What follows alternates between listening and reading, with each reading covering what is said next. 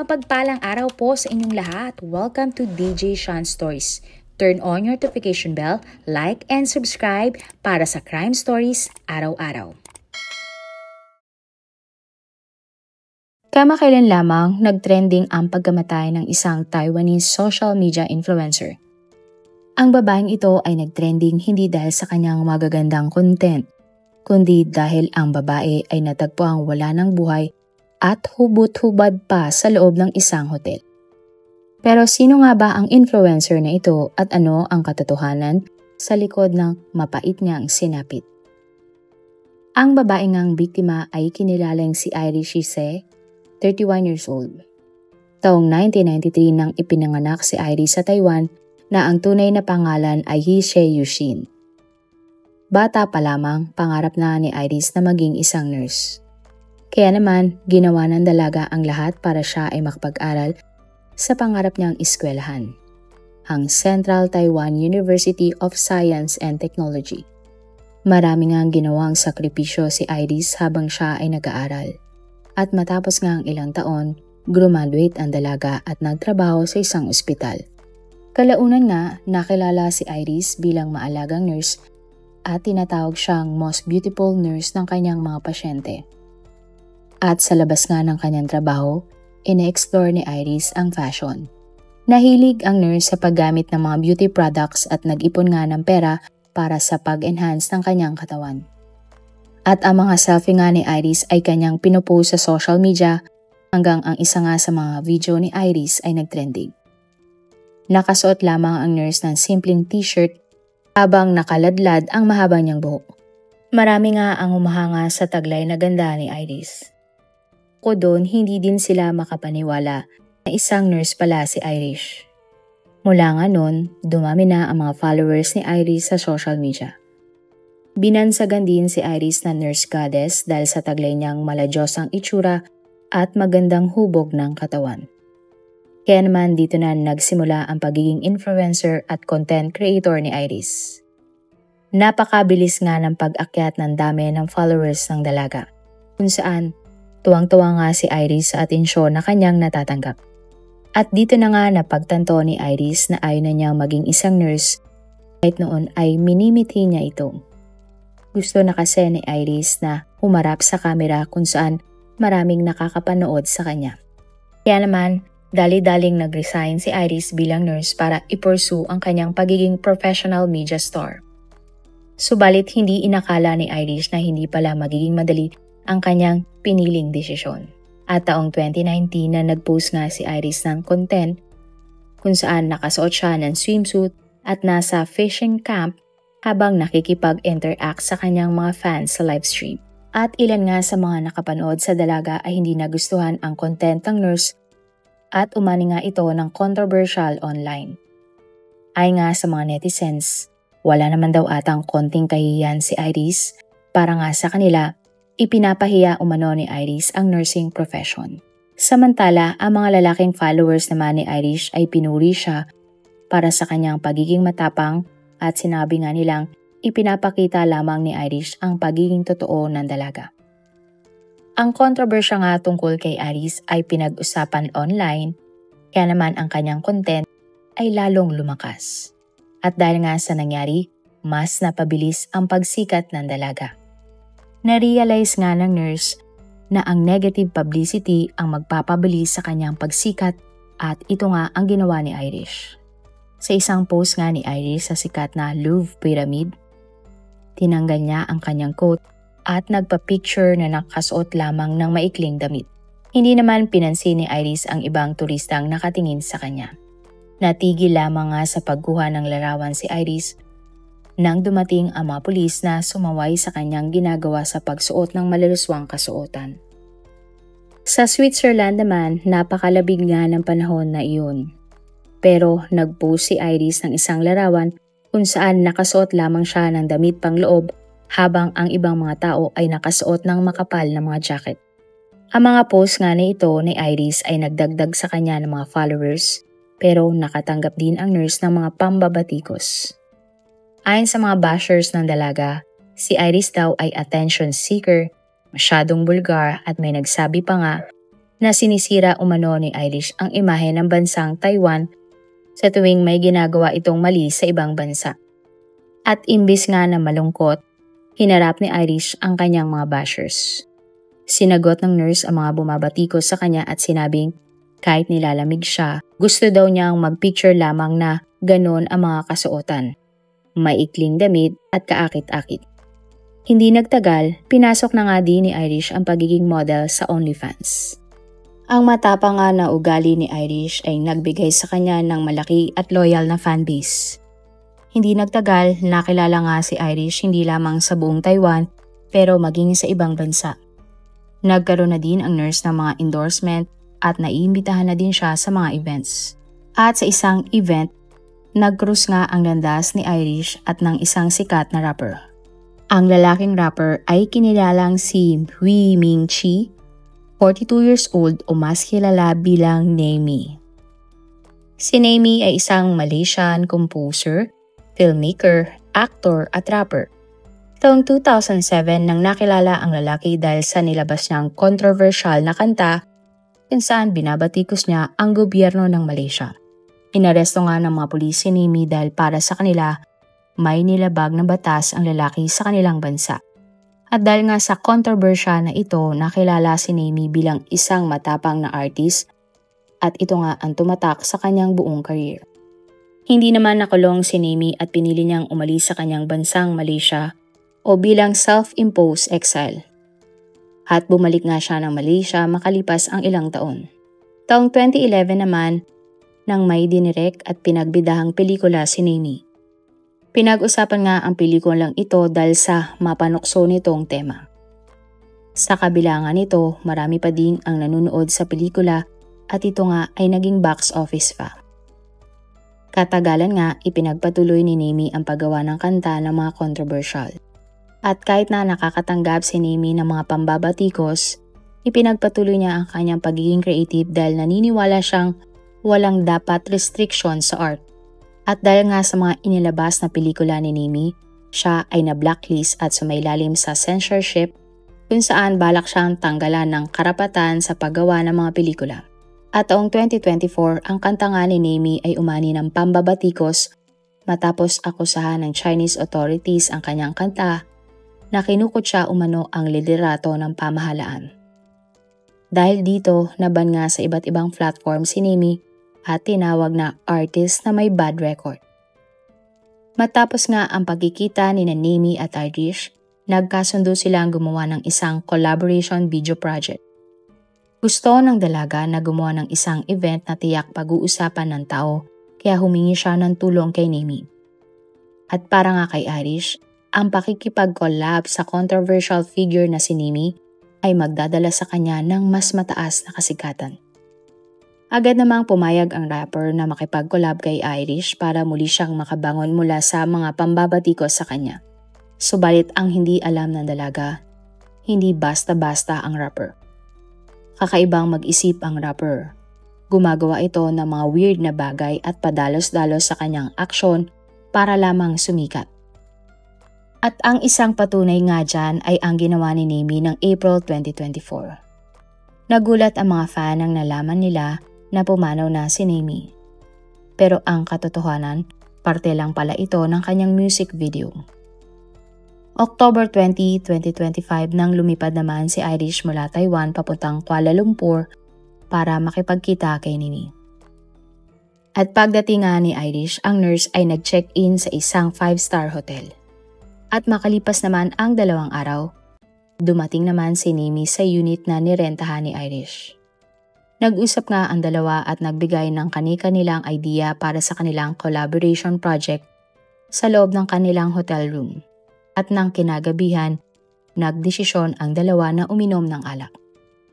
Bukod sa alak, may inilabas nga na container ang lalaki na naglalaman pala ng ipinagbabawal na gamot. At natapos nito, nagkaroon nga ng party sina Nemi at Irish. Ayon nga sa salaysay ng rapper na si Nemi, matapos nilang magparty, pumunta umano ng banyo si Irish para mag-shower. Matagal nga na nag-antay si Nemi sa paglabas ni Irish, subalit naging tahimik ang buong kwarto. Miski nga agos ng tubig mula sa shower ay wala nang narinig mula pa kay Nemi. At dahil dito, nagdesisyon na nga ang rapper na kumatok sa banyo pero hindi ito binuksan ni Irish. Lumipas pa ang ilang sandali at patuloy nga sa pagkatok ang rapper. At maya-maya pa, nagdesisyon na nga ang lalaki na buksan ang pintuan ng banyo. At pagpasok nga ng rapper sa loob ng shower area, tumambad sa kanya ang nakakilabot na eksena. Si Irish ay nakita niyang hubot-hubad at hindi na tumutugon. Agad nga sinuri ng artist ang content creator pero wala siyang maramdaman sa pulso ng dalaga. Dito na nga inilabas ni Nemi si Irish sa banyo at binigyan ang dalaga ng CPR. At nang hindi nga nagising ang influencer, tumawag na siya ng emergency hotline sa hotel. Dali-dali namang dumating ang tulong at mga pulis. At pagdating nga ng mga paramedic sa hotel room, ginawa nila ang lahat para iligtas si Irish, subalit huli na ang lahat. Idineklara nga nila ang sikat na content creator na wala ng buhay. At pagdating nga ng mga pulis, napansin nila si Nemi na halatang nanginginig, nauutal at hindi makausap na maayos. Matapos ngang kapkapan ang lalaki, natagpuan ng mga otoridad sa kanyang bulsa ang ipinagbabawal na gamot. Nang oras na iyon, si Nemi nga ay itinutuloy ng sospek sa pagkamatay ni Irish. Pinusasan, inaresto at dinala sa police station ang lalaki. Subalit giit ni Nemi, siya ay inosente at natural ang sanhi ng pagkamatay ng dalaga. Pero kalaunan ikinulong nga si Nemi ng 2 araw at agad na kumalat ang masamang balita sa sinapit nga ng Taiwanese content creator na si Irish. October 24, 2025 nang formal lang sinampahan ng kaso ang lalaki para sa ipinagbabawal na gamot na nakuha sa kanya. Nagplead nga si Nemi ng not guilty sa mga kasong isinampa laban sa kanya. Pinayagan naman ang rapper na makalaya matapos siyang magpiyansa sa halagang 59,000 pesos. At nang nakalaya sa kulungan, nagpost si Nemi sa social media at sinabing hindi siya gumagamit ng ipinagbabawal na gamot. Hindi din daw umano totoo na may nakuhang illegal na gamot kay Nemi at dapat nga antayin ang police report bago siya akusahan ng mga netizens. Bukod doon, sinabi din ng rapper na maraming nga siyang nainom na alak ng gabi ng insidente. Sinisisi ng rapper ang ambulansya na napakabagal umanong dumating. Kung nakarating daw umano ng mas mabilis ang paramedic, baka buhay pa si Irish. Pero ang lahat nga ng mga sinabi ni Amy ay nabaliwala nang lumabas ang resulta ng urine test. Sa urine test, napag-alaman na si Nemi ay gumamit nga ng ipinagbabawal na gamot. Nalaman din nila na ang rapper ay matagal na palang gumagamit ng bawal na gamot. Galit na galit naman ang pamilya, mga kaibigan at fans ni Irish sa lalaking si Nemi. Para sa kanila, ang rapper ang talagang pumatay sa kanilang iniidolo. Nangako naman ang manager ng dalaga na bibigyan niya ng katarungan si Irish dahil naniniwala siyang pinilit lamang ni Nemi ang nurse na gumamit ng ipinagbabawal na gamot. Pero ayon sa rapper, ang katotohanan, ang nurse umano ang may dala ng gamot. Bagay na hindi naman pinaniniwalaan ng pamilya at mga kaibigan ni Irish. Samantala, sa autopsy report, lumalabas na heart attack ang naging sanhi ng pagkamatay ni Irish. Pero ayon nga sa kanyang pamilya, healthy at wala daw sakit ang dalaga. Bago nga daw umalis ito sa kanilang bahay ay wala itong sakit. Git naman ng mga taga-suporta ng dalaga, posibleng pinainom ni Nemi ng ipinagbabawal na gamot si Irish kaya ito inatake sa puso. At dahil nga sa bagong update ng kaso, muling pinatawag si Nemi sa police station kung saan itinuturing na siyang person of interest sa pagkamatay ng content creator. Nagtungo naman ang rapper kasama ang kanyang abogado sa police station. At ayon nga kay Nemi, makiki-operate siya na maayos sa mga otoridad at alam niyang lalabas din ang katotohanan. Itinuturing nga ang pagkamatay ni Irish sa Malaysia na murder case dahil sa mga nakalap na ebidensya ng mga pulis. Hindi din pinayagan ang lalaki na makalabas ng kulungan at siya ay nasa kustodiya pa din ng mga otoridad. Sa ngayon ay patuloy pa din ang investigasyon ng kaso. At sa huli ngang balita, sinasabi ng mga pulis na may special relationship umano si Nemi at Irish pero hindi na ito ipinaliwanag pa maigi ng mga otoridad. Kung ikaw ang tatanungin, naniniwala ka ba sa sinasabi ng rapper? Ang biktima talaga ang may dala ng ipinagbabawal na gamot at wala siyang kinalaman sa pagkamatay nito. Ang pangalawang babae naman sa ating kwento ay kinilalang si Achu Lee Wong-mang, 35 years old o tinatawag din Ann. Si Ann ay nurse sa isang private hospital sa Thailand. Naninirahan ang pamilya ni Ann sa Chiang Rai habang ang dalaga ay nangungupahan sa isang dorm. Ayon sa mga katrabaho ni Ann, ang nurse ay masipag, maalalahanin at talagang may malasakit sa kapwa.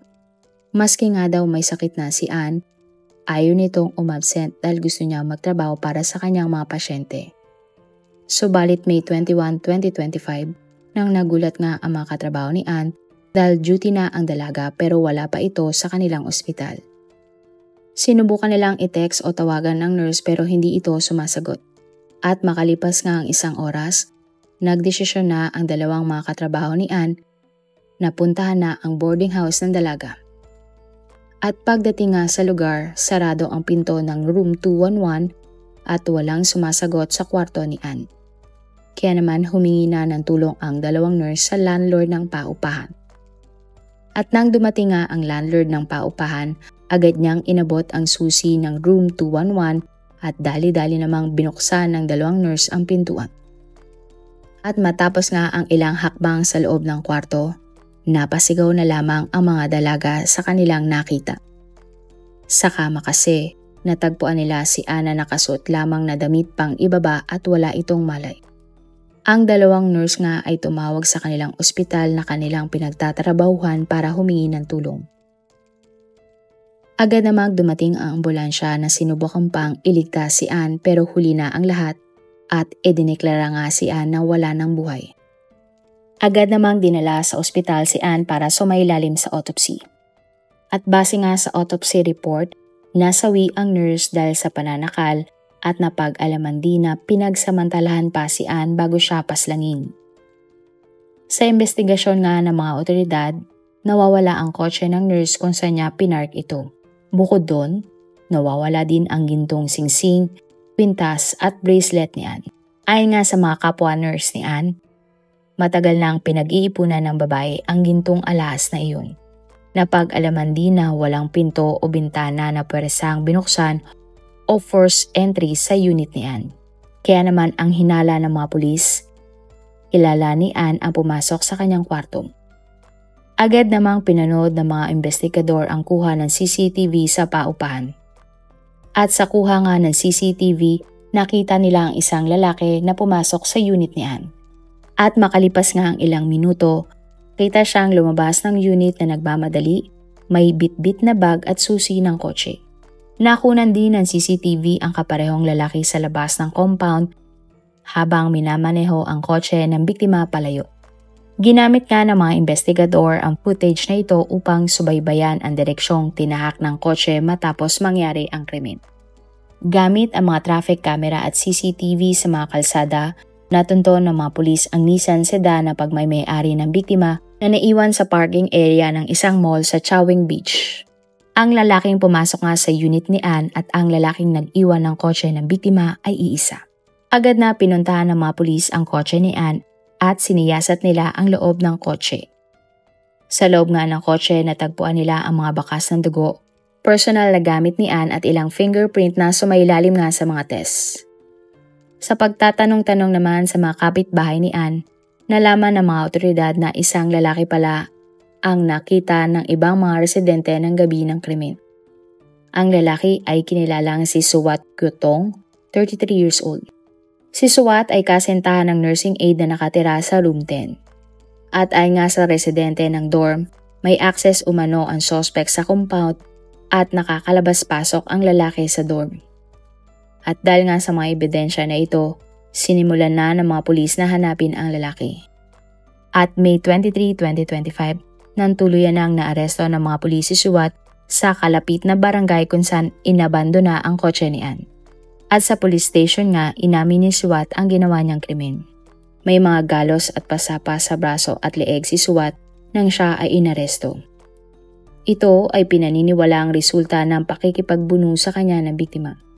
Sa interogasyon nga ng mga pulis kay Suwat, sinabi ng suspect na pumasok siya sa kwarto ng biktima upang nakawin ang gintong alahas ng biktima para may pambayad siya sa kanyang mga utang. Sinabi din ng suspect na lulong siya sa online gambling at marami na siyang mga utang. Kaya naman nang nakita daw ni Suwat na palaging nakasuot ng alahas si Ann, pinagplanuhan niya itong nakawan. Ngunit habang isinasagawa niya umano ang pagnanakaw, nahuli siya ni Ann sa akto at sinubukan daw siyang pigilan ng nurse. Ayon nga sa suspect, nagpanik siya at nasakal niya si Ann hanggang sa mawalan ito ng malay. Ngunit kalaunan hindi na ito huminga.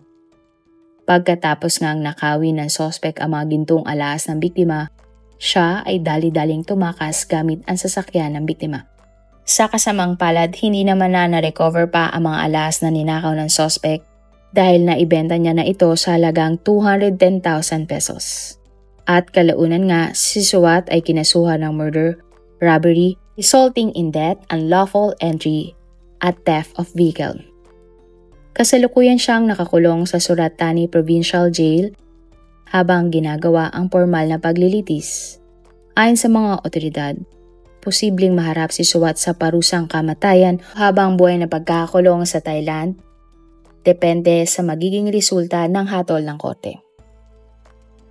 Kung bibigyan ka ng pagkakataon na bigyan ng title ang ating istorya ngayon, ano ang iyong ilalagay? Marami pong salamat sa inyong panonood. Meron ba kayong mga kwento na gusto nyong i-share sa ating mga manonood? O kung may personal po kayong kwento na gusto nyong i-feature sa ating channel, i-comment down below nyo lang ang inyong mga suggestions. Para naman po sa dagdag kalaman, i-subscribe nyo din po at i-follow ang ating iba pang YouTube channel katulad ng Tagalog Facts and Mysteries by DJ Sean at Manila Boy Wonder Philippines. Marami pong salamat sa pagsuporta nyo sa aming mga channel. God bless everyone!